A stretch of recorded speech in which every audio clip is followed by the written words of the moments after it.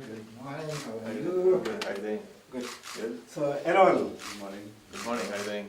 I'm Chief of Mission of UNSC Kosovo. Thank you. Please. Kako ste se, dobro? Poštovanje. Thank you very much.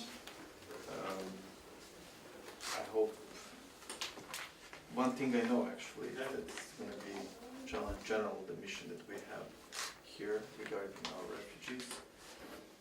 But in behalf of the ministry, sometimes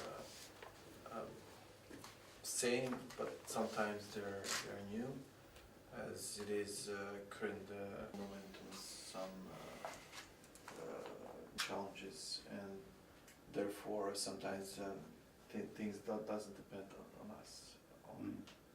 But Well, thank you for the welcome, and what we can bring with us is the good experience we have as UN IDP operations. So this is what we can bring, the expertise.